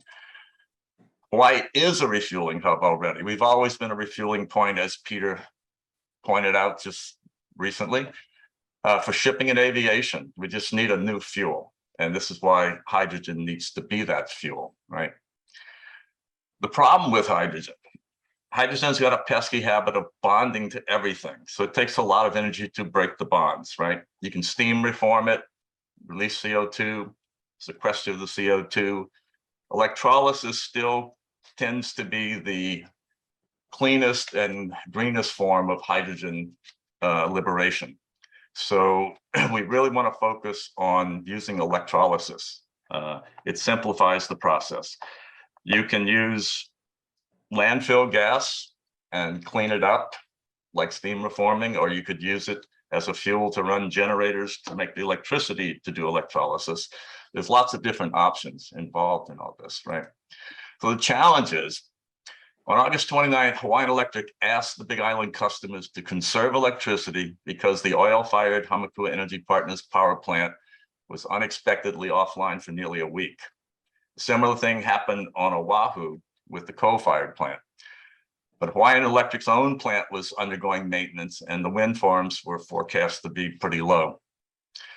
This underscores the challenge faced by the Big Island and most of the state, as well as other states and countries, when it comes to electrical generation. Firm energy generation available all around the clock is essential to maintaining a reliable grid and avoiding blackouts. And those of the, excuse me, those of you who know me know that I'm actually in the battery business and I'm a big supporter of solar. However, batteries are not quite as green as we like to see them. And the truth is we can't do everything with batteries anyway. Cobalt, which is right now the primary chemistry of lithium batteries, using NCM or NMC, and the other one is LFP, which stands for lithium ferrous phosphate. Now, lithium ferrous phosphate doesn't use any cobalt. It's made with olivine, which is green sand beach on the Big Island. It's safer, has a longer life, but it's still not completely green. It still has to utilize lithium mining. The process utilizes tons of water and lots of chemicals, and it takes a lot of energy as well to make those batteries. So the other issue with cobalt is, and I think Peter pointed it out again, is that most of it comes from the Congo. And China owns, I believe, 11 of the 13 existing cobalt mines. And it's also mined with child labor as much as possible, and they have very little safety constraints on the whole process. So we really want to lose our dependence on cobalt as much as possible, but it's going to be necessary to make batteries.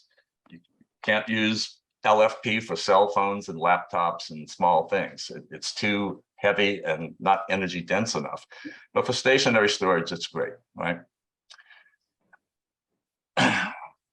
Unicorns, right? Storing grid scale energy from intermittent renewables like solar and wind cannot be done by batteries alone. These intermittent renewable technologies cannot be counted on to keep the lights on if a firm fossil fuel plant goes down. And we just saw that happen. Excuse me. Only firm renewable technologies can do it. And we cannot move fast enough to build renewable power facilities. Excuse me. But we need to do it carefully. Firm renewable technologies, according to state and federal statutes, include biomass, biofuels, geothermal, hydroelectric power, all of which emit significantly less greenhouse gases than fossil fuels. I mean, solar and wind are great sources of energy, but they will always be a supplement to firm power. I firmly believe that, no pun intended. So whether or not you believe that we're affecting climate change, we definitely need to reduce our use of finite fossil fuels.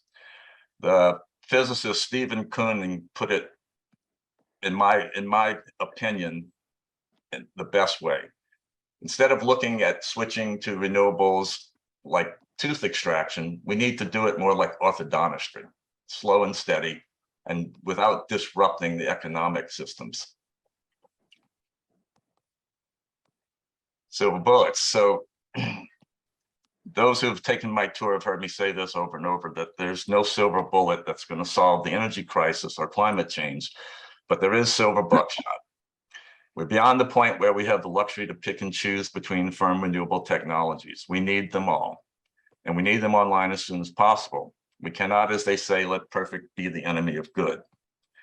Hawaii can't continue holding up projects because a vocal minority has objections to a project's aesthetics or opposes it because it's baseless claims about impacts. The alternative is the continued use of price volatile and greenhouse gas emitting fossil fuel generation. So we need geothermal. Geothermal is the holy grail for hydrogen. And I agree with Desmond, it's Pele's gift to Hawaii.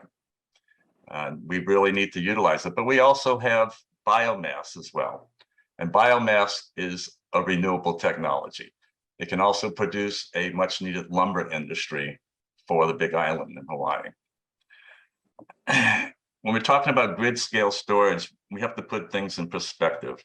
Are we looking at just an X hour battery, 4 hours, 8 hours?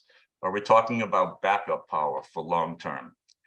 You know, the military needs 14 days of autonomy. And could they do it with batteries? Sure. It would just be economically unrealistic and not the right way to go about it. Storing electrons for months at a time doesn't make a lot of sense in the form of batteries. But the perfect combination is actually to use batteries for your daily turnover of electrons and use the hydrogen as long-term backup storage. When your hydrogen is filled, all your storage is full, you also have that same equipment able to make hydrogen continuously for cooking, for transportation, for other uses. So it really is a good combination, or the perfect marriage, as they say. The other thing that really has to shift is the permitting process. Right now, renewable projects are strangled by the bureaucracy that it takes to push them through. We did a solar powered project right behind the building behind me, and it took 7 years to complete it. The reason it took 7 years is because for 5 years, it was stuck in DLNR when they could not figure out which agency should be addressing the issue and giving us the lease. So that's moving at glacial speeds, and we can't afford to do that anymore. So the permitting process has to become more streamlined. The PUC has to become more expedient, and we need to get these projects done. Hawaii will never become a refueling hub for hydrogen if we don't solve that energy issue. And we have the potential, as Peter pointed out, we have plenty and plenty of renewable green energy to make green hydrogen, and we need to do it. The last thing is hydrogen is actually the solution. It's not the problem anymore. You know, we have the density to transition Hawaii to a hydrogen economy and even export that energy instead of importing energy. The combination of firm renewable energy projects and hydrogen development could make Hawaii a model for decarbonizing the rest of the country and the world.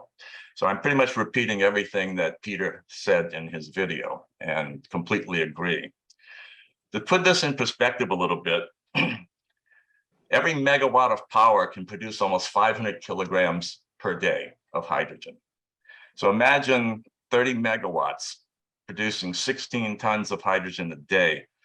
That is enough to power about 500 Class 8 trucks. Class 8 trucks, tractor trailers, things like that. Kona Trans, the largest transportation shipping company on the Big Island, has only 125. So 30 megawatts is a drop in the bucket. It's also enough to power about 3,000 cars, hydrogen fuel cell cars. So why do we need hydrogen fuel cell cars? Well, if you live in a condo or an apartment house, you are not going to plug your car in to charge it there. The service isn't available. And even our grid is not going to support the number of electric cars that we like to think are going to be on the road in the near future. The grid is fragile enough as it is. Every electric battery vehicle you plug in is the equivalent of 2 to 3 homes in its power needs. So that load can be shifted by using hydrogen, and the grid can be more reliable and more stable. But again, it's the silver buckshot. We need them both. We need every tool that we can come up with for this transition period. And it's going to take time to get there, but we need to start today and not tomorrow. So that's pretty much all I wanted to say. And again, Peter, that was an awesome video. Wow, thank you, Paul. I think we all need to take a deep breath.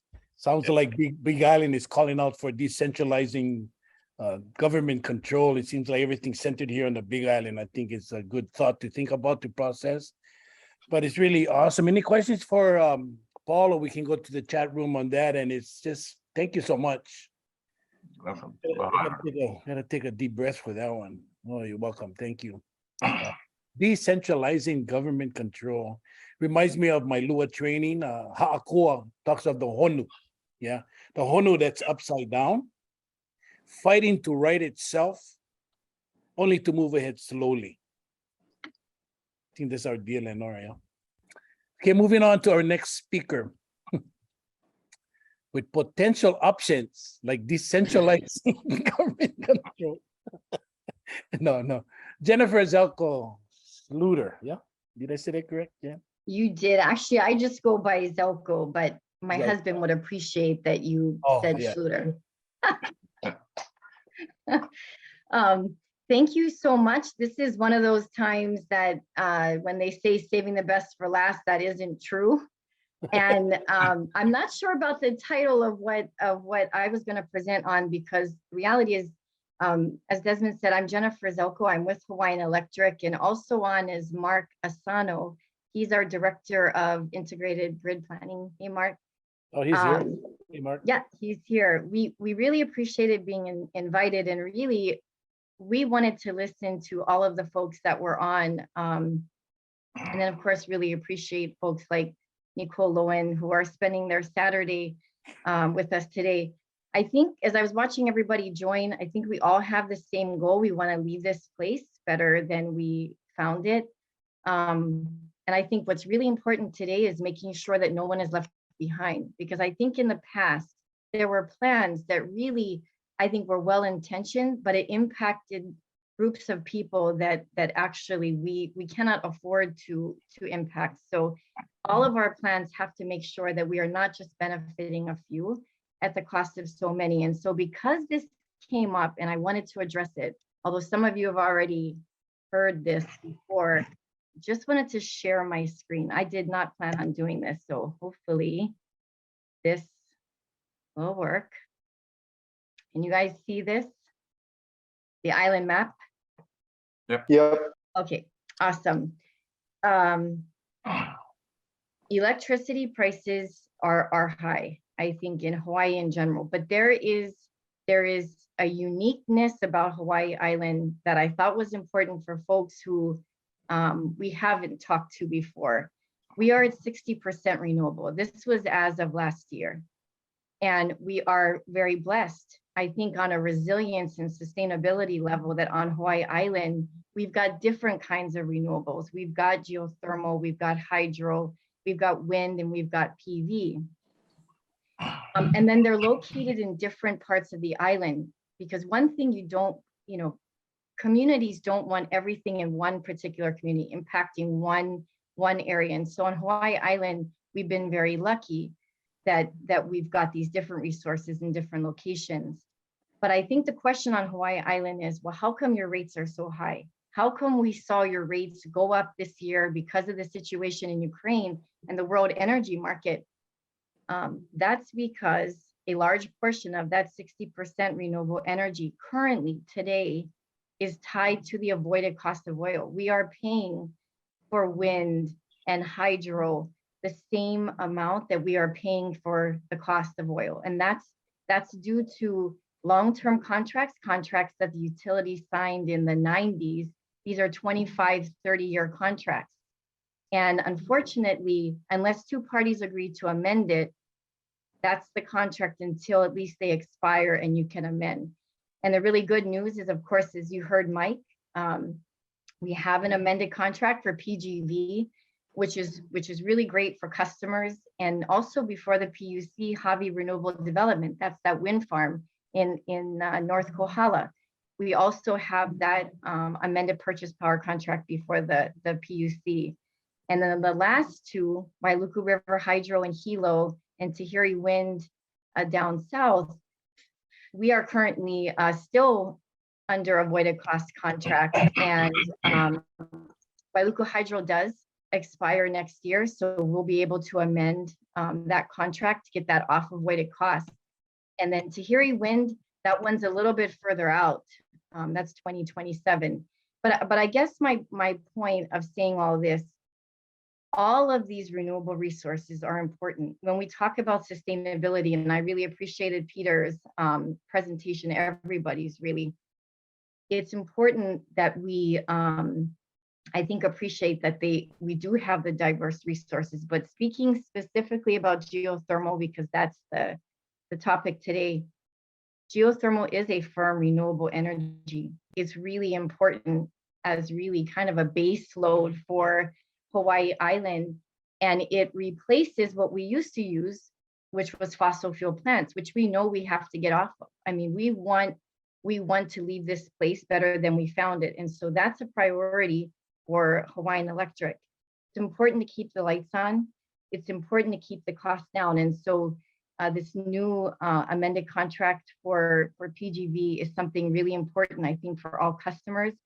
I appreciate the work that Nicole Lautsy is doing, Don Thomas, in looking for additional geothermal resources. I think it's important for Hawaii, for the state, where we cannot just plug into another island when, as Paul mentioned, we are looking at possible generation shortfalls for any reason.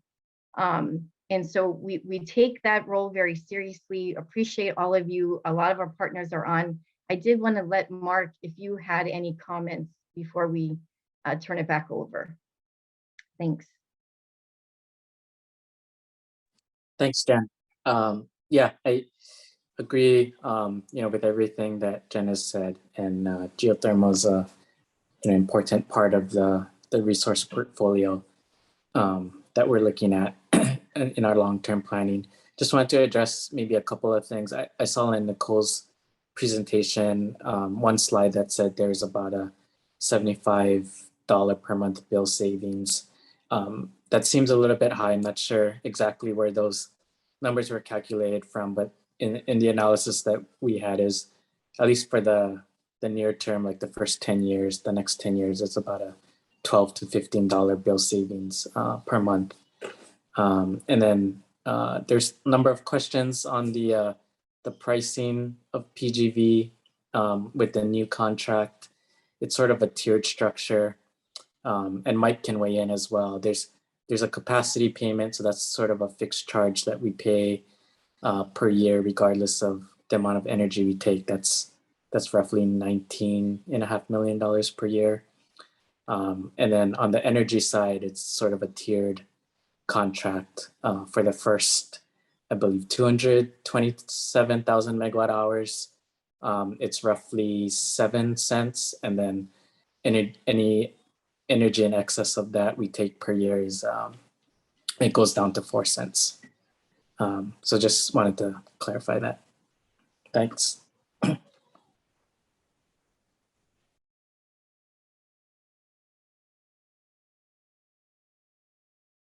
I guess it's back to you, Jen. No, actually, we're done. We just are here to answer questions if folks have any. And well, we got some time here, so we'll do some live question and answering session right now. Anybody has any question for Hawaiian Electric? I do see I put one in the chat. Yeah, I was just gonna say, we are certainly the last island in the state of Hawaii that has these avoided cost contracts.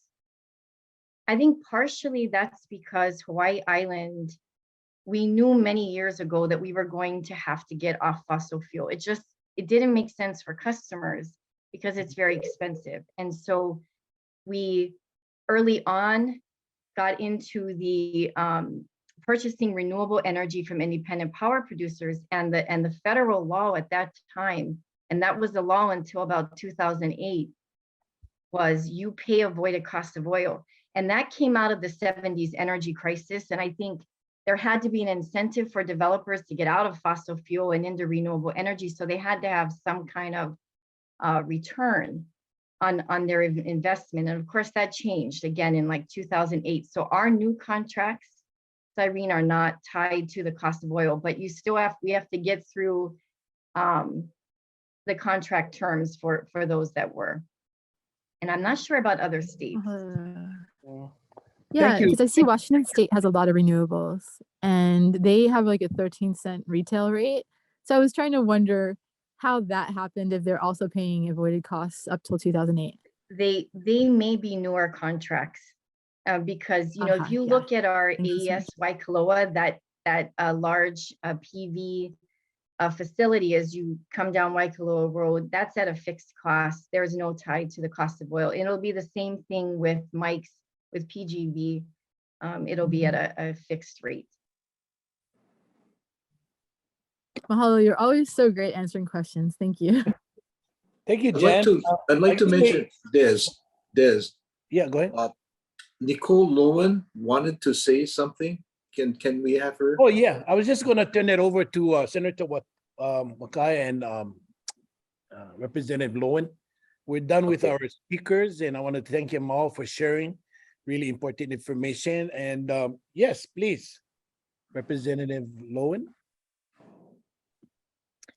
Sure, thanks. I guess I just wanted to offer a few reflections or comments or things about the work that we're doing. I'm really supportive of expanding our geothermal production, but there is going to have to be a process to get there. And as much as it might be frustrating to some people, I think you can't go around it, you can't go over it, you just have to go through it. So, I mean, there might be some value into working with the Energy Office to do some kind of programmatic assessment or EIS statewide to start that process of working through community concerns well in advance. And then, as many of you know, we did introduce legislation to try to get more funding for that upfront cost of doing geothermal exploration to determine where the resource is. And I'm still committed to trying to do that and, you know, approaching the federal government to see if they might have funds available.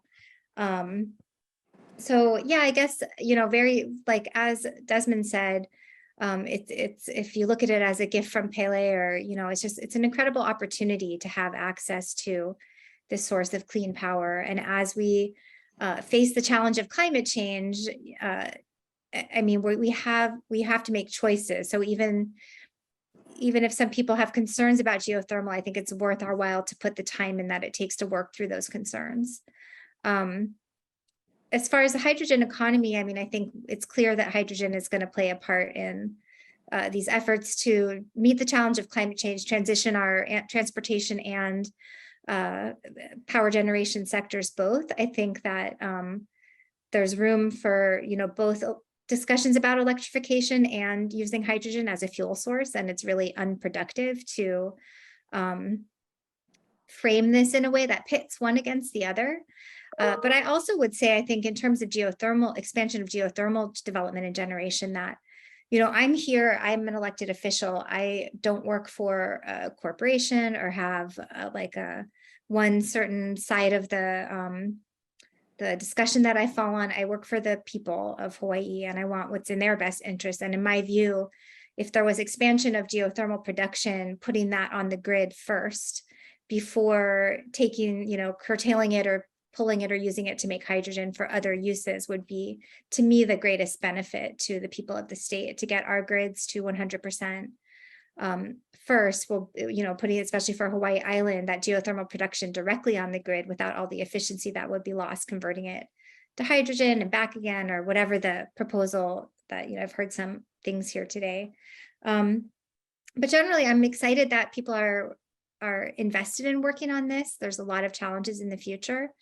I'm glad to see Kristen Turner is here from the State Energy Office. She might have some really valuable reflections to offer and comments about some of the work that they've been doing. And I just think the important thing to remember as we have these conversations is kind of like no amount of wishful thinking is going to overcome the really tough real world challenges that's bringing some of these new technologies to a place where they are actually cost effective, you know, that they make sense. I mean, no amount of wishful thinking is going to overcome that. So just to start having those conversations that are firmly rooted in the real world, I think is going to be the most productive.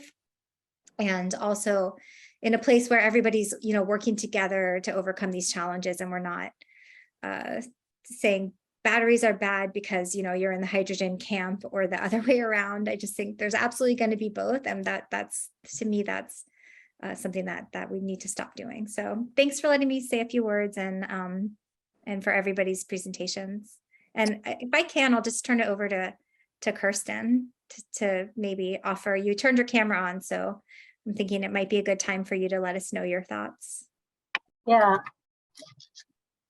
Well, sorry, I realized I'm unplugging myself. Mahalo, Representative Lowen, I appreciate you giving me the opportunity, and thank you, Richard and Peter and Desmond and Stan and everyone for the work you've done to pull this together to begin, or not begin necessarily but to continue a really robust dialogue in this. There's a lot of good information that's been shared, but I echo the representative's suggestion that it's really good to work with us as we begin to particularly